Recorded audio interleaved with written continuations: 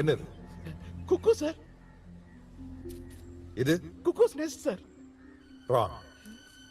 குயில் எப்பவுமே கூடு கட்டாது. குயில் எங்க முட்டை போடும் தெரியுமா? காக்காவோட கூட்டில் தான் முட்டை போடும். என்னடா முதல் நாளே முட்டை முட்டைங்கிறாரு, சகுனமே சரியில்லையே. குயிலோட குஞ்சுகள்லாம் முட்டையை விட்டு வெளியே வந்த உடனே முதல்ல என்ன செய்யும் தெரியுமா? கூட்டில் இருக்கிற மத்த காக்காய்ங்க முட்டையெல்லாம் தள்ளி விட்டு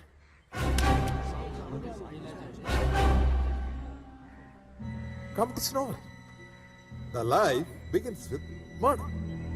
That is natural. Compete or die. நீங்கள் இந்த குயில் மாதிரி தான். இதெல்லாம் நீங்க தள்ளி விட்டு உடைச்ச காக்கா முட்டைங்க. Don't forget, ஒவ்வொரு வருஷமும் ஐஎஸ்சிக்கு 4 லட்சம் அப்ளிகேஷன் வருது. ஆனா அதுல 200 மட்டும்தான் செலக்ட் ஆகுது. You Others are broken eggs. என் மகன், my own son, 3 வருஷம் அப்ளை பண்ணான். ஒவ்வொரு வாட்டியும் உடைஞ்ச முட்டையாவே போயிட்டான். Remember, life is a race. நீ வேகமா ஓடணும், இல்லாட்டி பின்னாடி வர உன்னை ஏறி மிதிச்சு போயிட்டே இருப்பான்.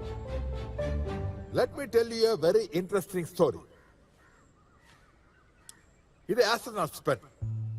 ஸ்பேஸ்ல கிராவிட்டி இல்லாதனால ball point pen, fountain pen இது எதுவுமே எழுதாது.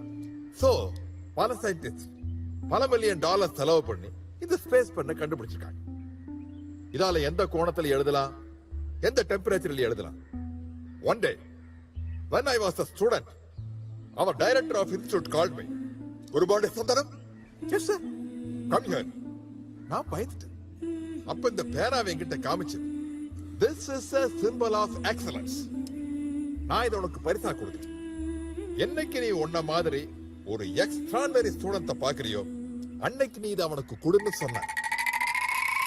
32 வருஷமா காத்துக்கிட்டு இருக்கேன். இன்னைக்கு வரைக்கும் என்ன மாதிரி ஒரு ஸ்டூடெண்ட நான் பார்க்கவே இல்லை. அட்லீஸ்ட் இந்த பேட்ச்லயாவது இந்த பேனாவை யாராவது வாங்குவீங்களா? Good, hands down. என்ன உனக்கு தெரிய நோட்டீஸ் பால் பண்ணுமா? Hands down. சார் எனக்கு ஒரு டவுட் சார். கேள். சார் ஸ்பேஸ்ல பேனா எழுதலைன்னா பென்சில் யூஸ் பண்ணியிருக்கலாமே, 2 ரூபாயோட முடிஞ்சிருக்குமே.